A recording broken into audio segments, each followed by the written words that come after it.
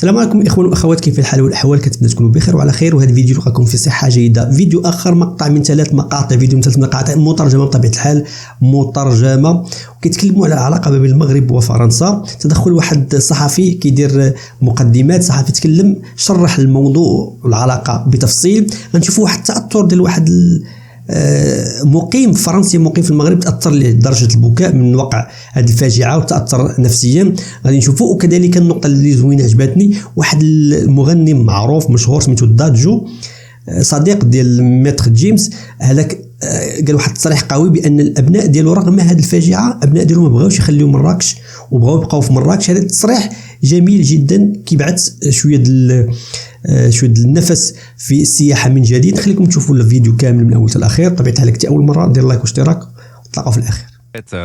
Bonjour Dimitri, bonjour à tous. Vincent, on parle avec vous ce matin du séisme au Maroc. Le monde entier a proposé son aide, mais les autorités marocaines ne semblent pas pressées d'accueillir les équipes d'urgence, notamment les secours français. Oui, c'est dans l'épreuve qu'on reconnaît ses amis, et le Maroc a beaucoup d'amis. Tous ont offert leur aide dès samedi. Le roi a dit merci. Il a ouvert ses frontières aux seules équipes envoyées par le voisin espagnol, au pont aérien des Émirats et à des spécialistes britanniques aussi. Le Maroc a un gouvernement. Ce n'est pas Haïti, où l'État était par terre bien avant qu'un séisme ne démolisse le palais national. Le Maroc veut garder la maîtrise des secours, ne pas se laisser déborder par les ONG, qu'elles soient occidentales ou islamistes. Ce ne sera pas l'Indonésie submergée par l'aide internationale après le tsunami. C'est affaire de souveraineté et aussi de standing. Le Maroc se veut un pays émergent, il a des ressources, des volontaires, des hôpitaux, des militaires, il ne fait pas la manche. Ajoutons que ce grand barnum des ONG humanitaires aurait eu du mal à se frayer un chemin sur les routes de montagne coupées par les éboulis. Elle serait arrivée trop tard, de toute façon, pour sauver des vies. Alors la France n'a pas été, Vincent, la dernière à proposer ses services, mais en vain. Emmanuel Macron s'est dit bouleversé, ce qui est beaucoup d'émotion quand même. À New Delhi, il a aussi réuni le Premier ministre indien, l'Union européenne, l'Union africaine, la FMI, la Banque mondiale, pour signer ensemble une promesse d'aide, ce qui fait beaucoup d'agitation quand même. En face, silence. Si dans le malheur, on reconnaît ses amis, on n'oublie pas ses ennemis. En mars, Emmanuel Macron était au Gabon pour un sommet sur la forêt. Mohamed VI y séjournait. Le président l'a appelé, le roi n'a même pas décroché. Le président a quand même prétendu en conférence de presse avoir des relations personnelles amicales avec le souverain. Les Marocains ont pris ce déni pour du mépris. Le démenti glacial est tombé de rabat. Les relations ne sont ni bonnes ni amicales. Pas plus entre les deux gouvernements qu'entre le Palais Royal et l'Élysée. C'est un non catégorique, un non comme une porte qui claque. Vincent, c'est du jamais vu depuis l'indépendance. Autant Alger passe son temps à insulter Paris à tout propos, et c'est constant depuis 60 ans, autant le Maroc et la France se sont toujours ménagés, même quand les hommes politiques n'avaient pas d'atome crochu. Mais depuis 10 ans, les crises se succèdent. Il y a eu les coups fourrés des services secrets qui ont joué un rôle majeur dans cette brouille. C'est un roman, j'en connais un bout. Il y a la rivalité avec Alger que François Hollande puis Emmanuel Macron ont tellement courtisé. Il y a l'affaire du Sahara occidental, et la France refuse de s'aligner sur les États-Unis, l'Espagne ou l'Allemagne qui ont reconnu que ce désert était marocain. Il y a l'arrogance de l'ancien colonisateur qui se croit irremplaçable, et l'arrogance de l'ancien colonisé qui néglige le principal investisseur, son meilleur client, le pays où réside la plus grande partie de sa diaspora. Et il y a enfin l'animosité que se portent un roi et un président. Pour une fois, on ne pourra pas accuser les Russes. Question de caractère, question de génération aussi. Envoyer des pansements ne suffira pas à enterrer la querelle. Elle est d'autant plus incongrue que les deux peuples sont proches. On le voit depuis samedi, avec l'émotion que suscite ici le malheur vécu là-bas. Signature. Oui, bonjour. Soyez le bienvenu sur Sud Radio. Vous êtes en direct de Marrakech, directeur de l'agence Sport Travel, spécialiste de la randonnée dans le Maroc, et notamment des randonnées que vous organisiez dans la région montagneuse qui a été encore plus touchée que Marrakech. Nous sommes aussi en direct avec Stéphane Lemerey. Bonjour à vous. Oui, bonjour. Soyez le bienvenu sur Sud Radio. Merci. Également en direct de Marrakech, je crois. Stéphane, je crois que vous avez quelque chose à nous raconter parce que c'est une image assez saisissante. On va parler de la place Jemaa el-Afna. C'est la grande place emblématique de la ville de Marrakech. Une place sur laquelle se trouvent tous les soirs des milliers de touristes, mais aussi de marchands, de marchands ambulants, de commerçants, parfois aussi d'hommes qui se donnent en spectacle. Il y avait beaucoup de monde lorsque la terre a tremblé et vous y étiez. Ça a été assez spectaculaire, Stéphane. C'était incroyable. Ça fait plus de 10 ans que je suis au Maroc et j'étais avec un groupe. On attendait un bus pour entrer à l'hôtel et il était 23h07 et de là j'ai senti un peu comme si je faisais un malaise et j'ai tourné la tête, j'ai vu cette Koutoubia trembler où de la fumée est sortie, des oiseaux tourbillonnaient dans tous les sens, les gens ont commencé à hurler. Mais je vous dis ça en une fraction de seconde. Et de là, la terre a vacillé, a tremblé dans tous les sens. La seule image qu'il me rappelle, je me suis accroché à un poteau, je ne sais pas pourquoi. Défense de soi-même, l'instinct de survie. Et j'ai cette image d'un couple qui était à côté de moi, couché par terre, un visage, un regard vide, apeuré. Les scientifiques parlent de 50 secondes. Dans les têtes des gens et dans la mienne, ça a duré au moins 2-3 minutes. C'était un enfer. La fin du monde, la fin de ta vie. De là, ça s'est arrêté, heureusement. Et l'instinct de survie, j'étais avec un groupe, c'était protéger le groupe. Donc j'ai collé le groupe dans le bus pour évacuer cette place. Parce qu'au début, je ne pensais juste à un attentat de cette Koutoubia.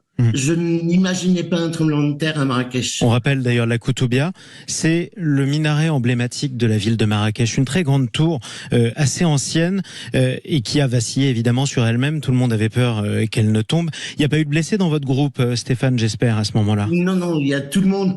Tous mes clients sont sains et saufs, notre personnel est sain et sauf. Dieu soit loué. Mais je pense, parce que travaillant aussi dans le tourisme, j'ai vu des images de villages aux alentours du Marrakech et je peux pas m'imaginer ce qui s'est passé. Évidemment, parce qu'on voit des images et on comprend votre émotion, parce qu'on la partage d'ailleurs. Vous avez pu le constater, un élan de solidarité qui vient d'un peu partout, y compris évidemment de la France, en direction de ces zones montagneuses encore plus touchées. Jean-Pierre Champère, vous êtes avec nous également. Vous étiez dans le centre-ville de Marrakech, dans le quartier plus moderne. Vous avez vu aussi des secousses très importantes, 5 à 10 cm à peu près d'oscillation? Oui, moi j'habite un immeuble assez ancien, mais bon, qui a des années 80 et qui est très solide, qui a été construit juste après d'autres tremblements et donc qui a été très très bien fait. Et j'avoue que j'ai eu vraiment une grande frayeur parce que bon, ce bâtiment a tremblé et bon, moi j'ai des grands poteaux chez moi en marbre renforcés et ils ont oscillé de 3-4 centimètres et on se demandait, bon, moi j'ai tout de suite pensé à un tremblement de terre, hein, mais la ville moderne de Marrakech a bien résisté dans son ensemble. C'est ça. C'est la Médina, la ville ancienne, en quelque sorte, la vieille ville, la partie la plus touristique d'ailleurs, qui a le plus souffert. Vous avez pu faire le tour un peu des dégâts? Oui, alors hier je suis allé, évidemment, bon, on a eu beaucoup de travail le matin pour tout ce qui était gestion des annulations, etc. Mais après, je suis allé faire un tour dans la ville pour me rendre compte un petit peu de l'état. La ville moderne, je dirais, a pas été trop touchée. Et j'ai été même étonné que certains quartiers qui entre le moderne et le populaire, dans le populaire, les immeubles ont résisté et sont debout, sont fissurés, hein, mais sont debout. Il y a beaucoup de quartiers où la population n'a pas le droit de rentrer dans ces immeubles, donc ils sont obligés d'aller à l'extérieur, ce qui est normal, dormir. Voilà. Après, la vieille ville, les remparts sont très touchés, sont tombés, des tours sont fracturées. Et après, dans la Médina, oui, il y a beaucoup de dégâts dans la Médina, beaucoup de vieilles maisons qui sont tombées, et c'est un petit peu là la désolation. Et la population, justement, de la Médina, donc hier soir, quand je faisais le tour de ces remparts, est à l'extérieur des remparts et est en train de camper. Alors la population est, je trouve, relativement calme.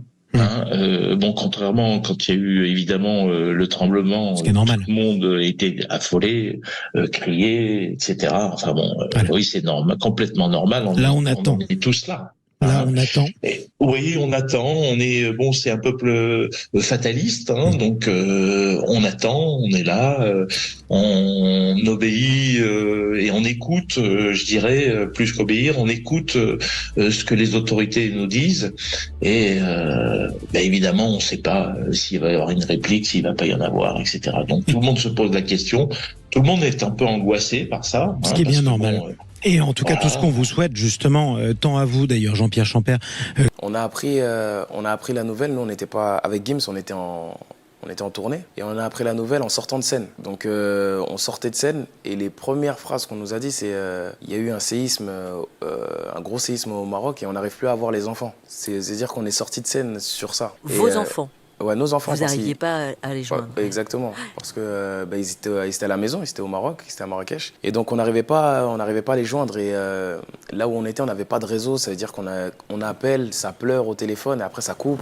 C'est-à-dire que c'était une angoisse de au moins 40-45 minutes avant de retrouver le réseau et de pouvoir entendre les explications. Et donc on a pris le premier avion, on est retourné à la maison et c'est là qu'on a vu les dégâts. On a vu les dégâts, on a vu tout ce qui se passait, on a vu les gens à la rue, les gens qui dormaient dehors parce que ils ont peur justement de retourner chez eux, des gens qui recherchent encore les portés disparus, des gens de leur famille, etc. Toutes mes pensées vont vers les familles qui ont perdu des proches. On a essayé de se mobiliser un petit peu pour... Oui, on voit les dons de sang, la solidarité qui se met en place, voilà, vous en êtes, bien sûr. Exactement. Vous avez fait rentrer vos familles ? Ils voulaient pas rentrer. Ils veulent pas rentrer, ils veulent rester, ils veulent retourner à l'école. Ils veulent...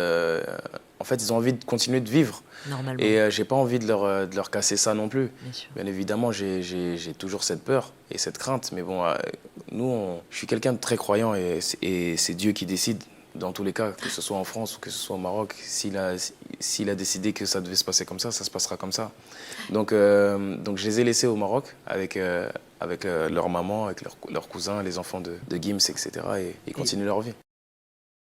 كما شفتوا الاخوان ما زالت العلاقه والتوتر ما بين المغرب وفرنسا يثير الكثير من البلاطوهات والكلام وخصوصا الاعلاميين يتكلموا على هذا الموضوع وكذلك غادي نشوفوا مازال اكثر واكثر لانه ما نساوش ان الموضوع اطول من هذا الشيء وربما تاثر حتى السياحه. شنا عجبني صراحه ما قام به هذا المغني المشهور. انا ما كنتش كنعرفو الصراحه بهذا المعنى، كنعرفو مستر جيمس ميتر جيمس ولكن ما كنعرفوش هذا دادجو، ولكن تعرفنا عليه دابا. وفي نفس الوقت هذا الكلام جميل جدا ان الابناء ديالو باقي متثبتين بمراكش، وهذا كيعطي واحد النظره بانه الناس باقين مراكش رغم كل ما يقال، ولكن مازال هناك ترويج للفلاحه. تعلق مع تواجد مع الفيديو، تعلق عليه وفي نفس الوقت اعطينا شي اقتراح باش نحاولوا واش نكملوا في هذه السلسله او نحبسوا هنايا لانه مازال ما يتقال ومازال الماده الاعلاميه موجوده. دير لايك واشتراك واللقاء فيديو اخر. تهلاو.